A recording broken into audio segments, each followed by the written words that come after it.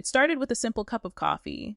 Just me and Toby, my best friend since we were kids, sitting in our favorite cafe, the same place we'd been coming to since high school.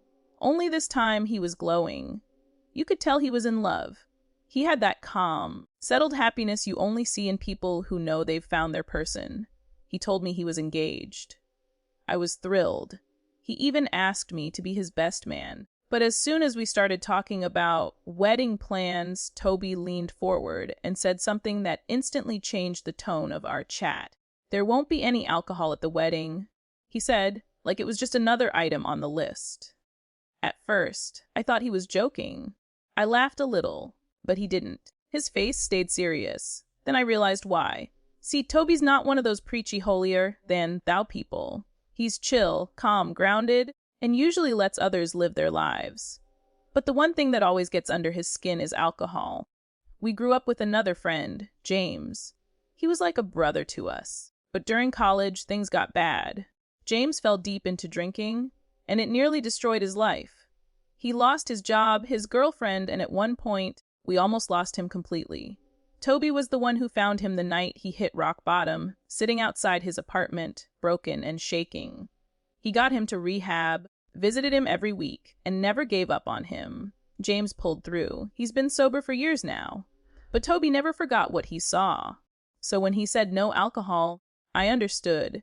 He wanted a wedding that didn't tempt fate, that didn't make James uncomfortable.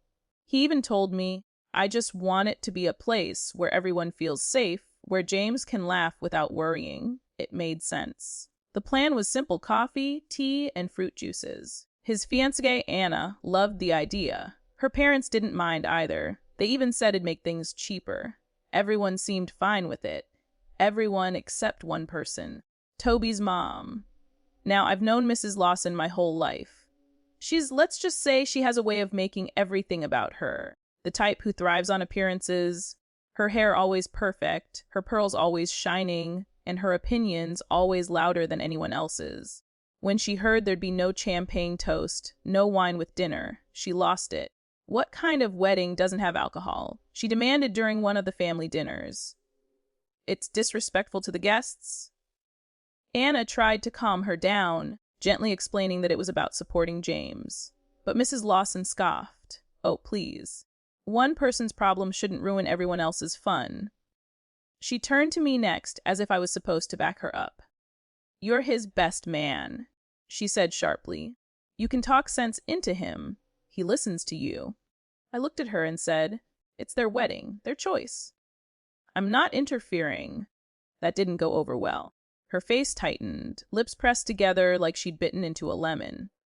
You should actually try to think about the problem at hand. She snapped, instead of just copping out. The room went silent. Toby reached over and said quietly, Mom, drop it. But she didn't. She spent the next few weeks trying to get other family members on her side. She even told Anna's parents that the kids were being naive. Behind the scenes, she was scheming, trying to make the couple feel guilty, hinting that guests would talk. The people would call the wedding cheap. That was when Toby came to me, frustrated. I don't know what to do anymore, he said. She is even talking about sneaking bottles in for the important guests. And that was when something inside me clicked. If there's one thing Toby's mom can't stand, it's being outmaneuvered. She always needs to feel like she's in control. But what if, just this once, we made her think she was winning while she was actually setting herself up for a lesson she'd never forget? So, we came up with a plan. A quiet, simple, perfectly executed little plan. The idea was to let her think she'd won.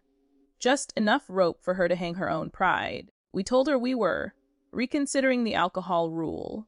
Toby said maybe we'd do a small champagne toast for the older guests, just to keep everyone happy. Her mood flipped instantly. Suddenly, she was all smiles again, talking about how she knew they'd come to their senses.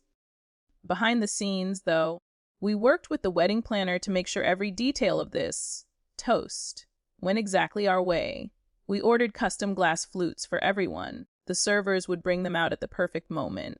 Mrs. Lawson even insisted on paying for good champagne, which she happily arranged herself. But what she didn't know was that those bottles, they weren't champagne.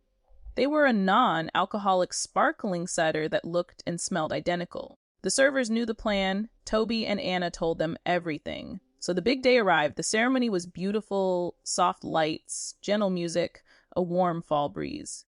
James stood proudly beside us, smiling more than I'd ever seen him smile. Everything went perfectly. Then came the reception. The music swelled, laughter filled the air. And Mrs. Lawson looked like she owned the world. She even wore a smug little smile as she whispered to one of her friends, "I told them people expect class." The waiters brought out the bottles, popped them open, and poured the golden liquid into every glass. It fizzed, bubbled, sparkled. The whole room glowed in candlelight. Toby raised his glass. To love, to family, and to making choices that honor who we are. Everyone clinked glasses and took a sip. The guests cheered, smiling, enjoying the moment. And Mrs. Lawson? Oh, she was radiant. She sipped her drink, nodded approvingly, and whispered to me, "See, much better." But then came the twist. About 20 minutes later, James came over, laughing with some friends. Someone joked, "I thought you couldn't drink, man." He laughed and held up his glass. "It's apple cider?" You think Toby would actually break his own rule. The table went quiet for a second as realization spread. Mrs. Lawson froze mid-laugh, her face pale. Slowly, she looked around. Guests were murmuring, some giggling, a few raising their glasses and saying things like, "Oh wow, I didn't even notice it wasn't champagne." You could almost see the storm clouds forming in her head.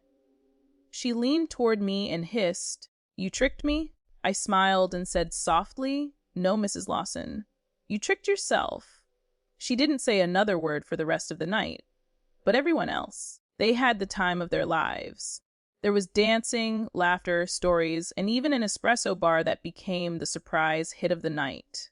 People lined up for caramel macchiatos and chai lattes instead of cocktails.